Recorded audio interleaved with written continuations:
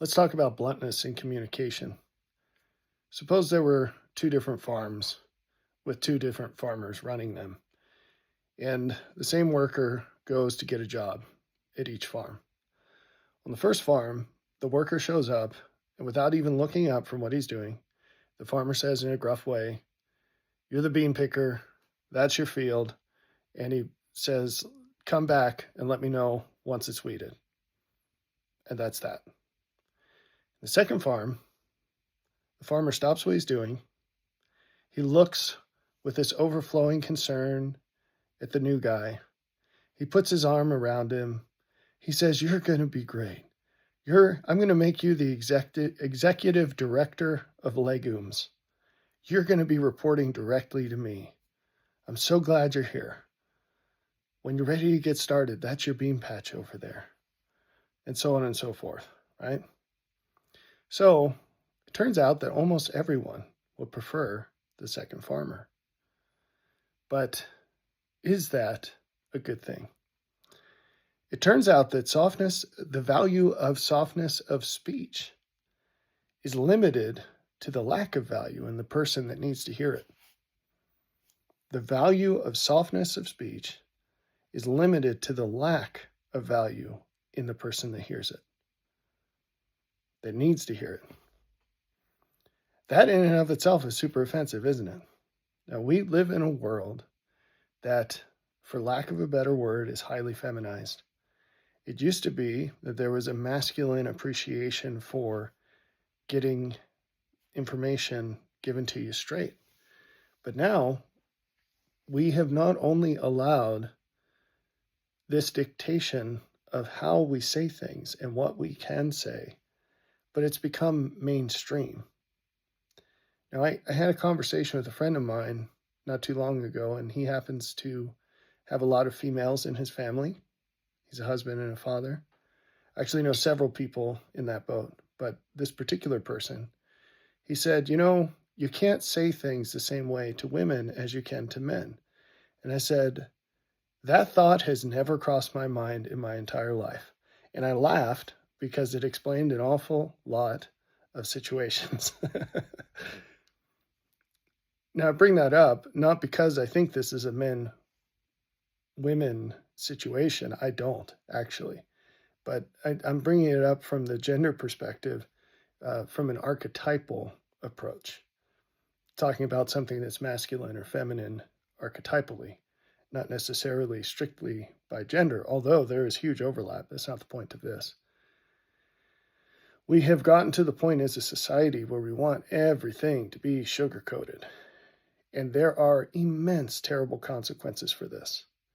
Let's go back to the example of the family, the father who says, "I can't say the same things to women that I would say to men, or in the same way."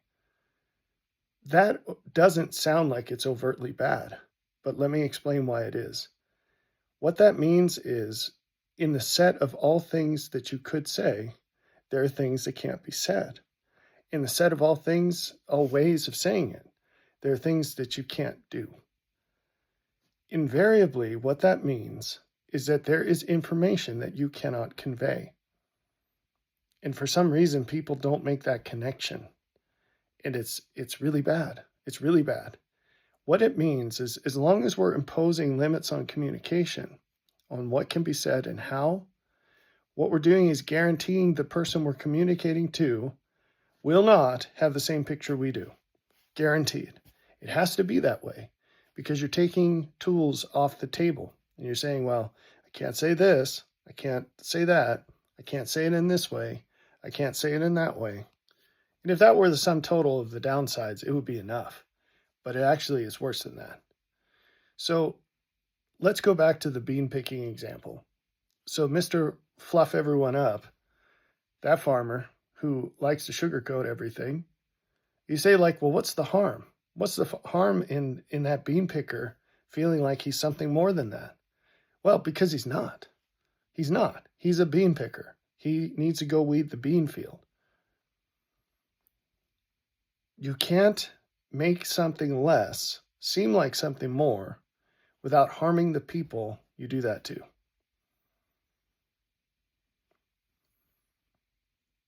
that bean picker will probably never figure it out, but what that farmer has done has been to make it more difficult for him to advance in life. And he's robbed his employee of confidence that would be rightly his if he did a good job.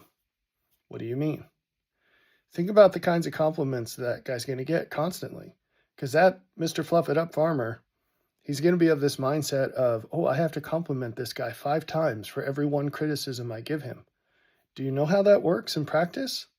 It's not that you hold back the criticism until you naturally give 5 true compliments. You will notice things that you have to correct or that you want to correct, and you will generate 5 compliments before you say the thing. And anyone with half a brain cell knows what you're doing. And even if they can't think about it, they can sense how insincere you are. It's a form of lying. To compliment someone for something that you don't value is a form of lying, even if the thing you're complimenting them for is true. Like, oh, your shirt is so red. Who cares? Do you care? Now, maybe you're the connoisseur of red, and it is something that you care deeply about. Okay, great. But if you just say something that you compliment somebody for something that you don't actually care about, that's a lie. That's a lie. You're pretending to care, right?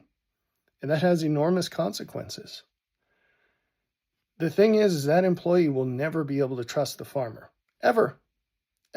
And maybe the farmer makes the employee feel good. Okay. But again, that's only going to be true in as much as that employee is either dumb or dishonest. Now, there are plenty of both in this world, and unfortunately, the trait is often shared. Those traits, that pair of traits is often shared. But it doesn't work. It doesn't hold up to the demands of life. And people in that boat are going to get overwhelmed very quickly once they take a half a step out of the abundance that we live in today. And it's coming. It's already here for a lot of people. So let's flip that around. So remember Mr. Gruff Farmer. We have Mr. Fluff Farmer and Mr. Gruff Farmer. If the Gruff Farmer tells his employee, hey, you did a good job on this, how do you think that employee is going to feel? Now, Fluff Farmer can say the same thing in the same way, and it will be meaningless. You see how this works? If everything is valuable, then nothing is valuable. You can't escape that.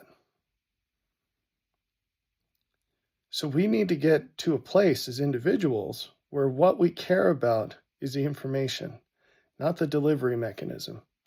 And what we care about is the truth, not how we feel. Not how we feel right now, where we want to be good people and not just feel good as who we are right now. Now, this has significance that's maybe not obvious. It goes beyond the applications at the individual level. What about in your family? If you're a father, you may have never thought about it before, but one of your duties in life is to prepare those in your household to be more open to information, no matter in what form it comes. So this is true of your relationship with your wife and your relationship with your kids. You ought to be training these people to be more able to dispassionately consider information independent of the vehicle in which it's delivered. Now, there are ways that you can do this better and worse. If you go around walking on eggshells all the time in your own house, and there are things that you have to block that you don't want to say, or you're constantly sweating about how you say things, or people in your house, including your wife, are constantly coming after you like the tone police. I don't like your tone. In your own house, no one should ever tell you that. And it's not just because it's a form of disrespect. Anyone in your house, if you're doing your job, should know, because they've been taught, that saying I don't like your tone is an admission that you have no valid counter-argument to the point that was just made. With your kids, you're trying to prep them so that no one else has to do this work. It's like shaping a piece of rock into a statue. There are things as a parent that you're meant to do before your kids leave the house so that no one else has to deal with them in the ways that a parent does. You're supposed to help them achieve enough of their potential that when they leave, it's like they're standing on the shoulders of giants instead of being like newborn puppies who are outside for the first time. And if you've seen that, what do? They cower. They just turn into little lumps, little puppy lumps on the ground because they're overwhelmed by all the sensory input, because nothing prepared them for that when they were in their little kennel or wherever they were born and nursed. That's not what we should be doing to our kids. And so a father and a husband has a duty to gradually expose his wife and children to greater measures of reality. And very, very few do that. So let's talk through the long-term fruits of this. Why, what do these two roads look like? How do they diverge? So in a typical family where you've got the father sugarcoating everything, just nursing everyone's feelings all the time, that's a very typical modern family, especially amongst those who profess to be Christians, because the actual gospel has been replaced with this abomination of niceness. Well, all members of his family will be much more susceptible to falsehood, as long as it's delivered in a nice package. You see, they haven't developed their discernment to actually evaluate the content of a message for its impact, its cost, its benefit, its long-term effects. They just walk around as emotional gauges. This feels good, this feels bad. This feels good, this feels bad. In fact, some churches overtly teach that is discernment, how something feels in the moment, when the scriptures are very plain that that's about as far from the truth as you can get. Good things feel bad, and they usually feel bad, at least at first.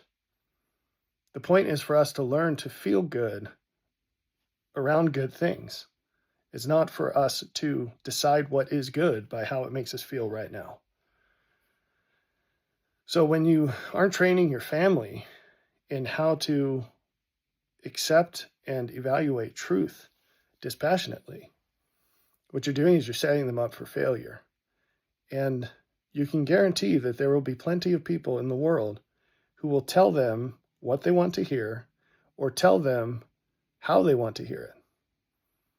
And they'll always use those mechanisms to manipulate them into what generates whatever they're after. And it's usually not good, right? Why is it usually not good? Because you can't go very far in persuading someone towards what is better, subject to the constraint of them feeling good about it the whole time.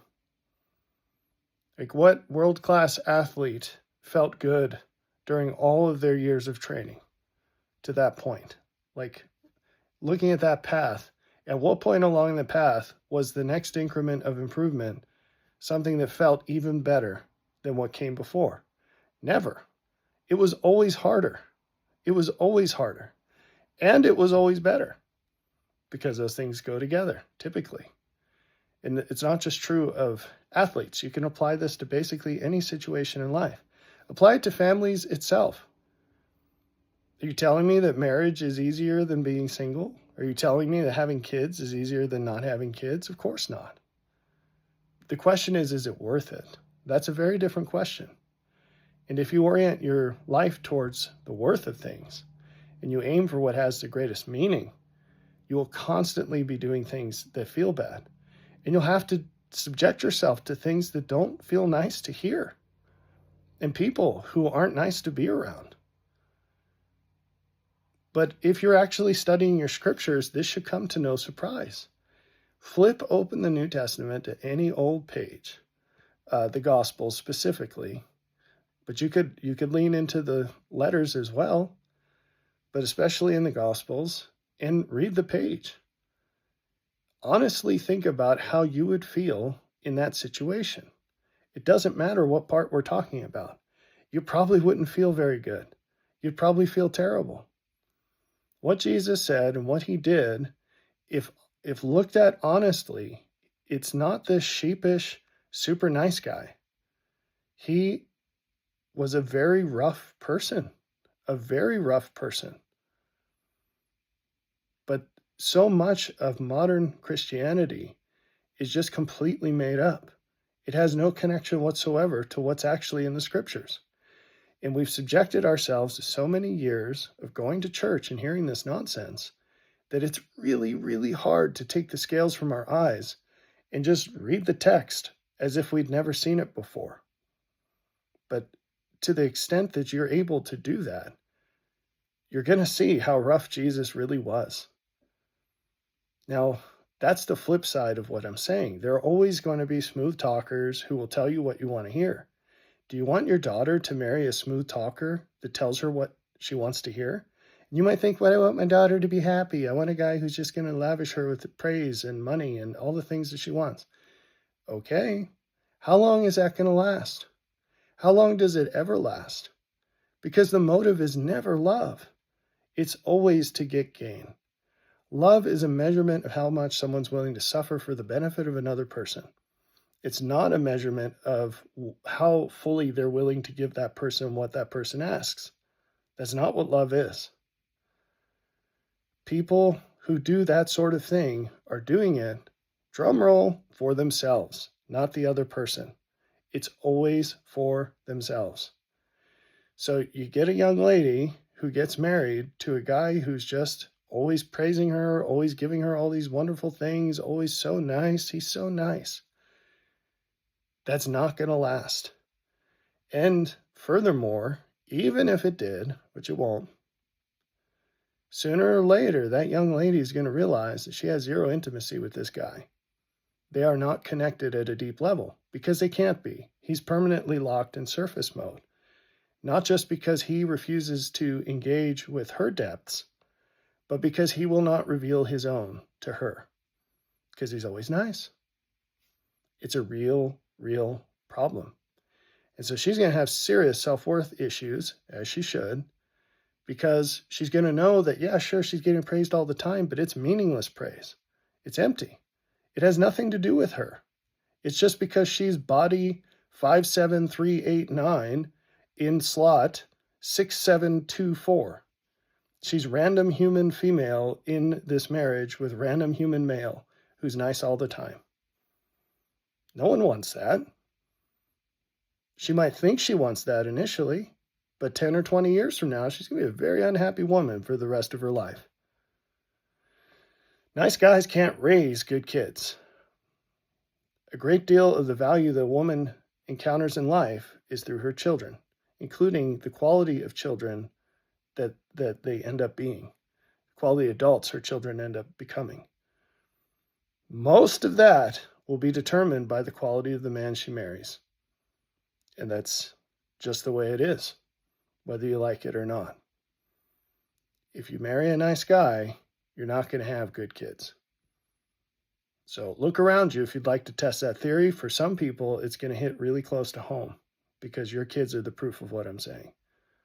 But it is a true statement. And so if you want to stop the cycle, you can stop it with your kids.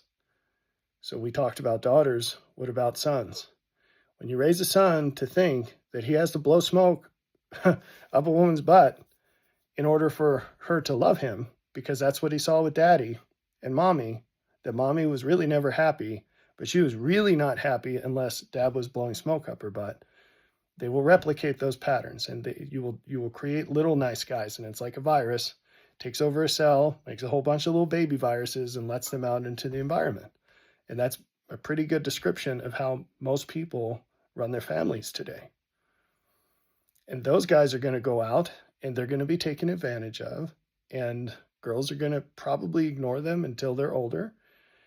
And then they're looking for someone to pay their bills, and they'll lock on to this nice guy. And he's going to be absolutely miserable, just like his dad was before him. So these things matter a lot. What about in life? Do you think someone who needs to hear things in a sugar-coated way and who evaluates truth based on its impact on their emotions is going to be a good citizen? Do you think they're going to vote for good things? Do you think they're going to make things better than they would be if they weren't around, whether that's in society, at work, with their friends? Real friends tell each other what needs to be said, even if it costs the friendship. They don't sugarcoat things. Who do you go to when you want to hear things how they really are? You probably have a friend. You probably don't keep that friend around. You probably don't talk to them very often. Maybe it's like every 2 months, every 6 months. When you know that you're being deceived, or you know that what the right thing is and you just don't have the courage to do it, who do you go to? That's the kind of friend that you should probably spend a lot more time with, the one who's going to set you straight. And this isn't a question of differential wisdom per se. That's a different topic. That friend could be wrong very often. The point is, you know exactly where you stand with them, and you know they're not going to sugarcoat things. They're not going to pull punches. They're going to say the things that need to be said. They live in a more full stream of truth than most people. And those are the kinds of people that you want to counsel with. Those are the kinds of friends that are worth having. Anyway, I don't want to make this too much longer, but I hope I've made some uncomfortable points that you'll now have to grapple with. It's good, whether or not it's good to be blunt, it sure is good to be able to deal with bluntness.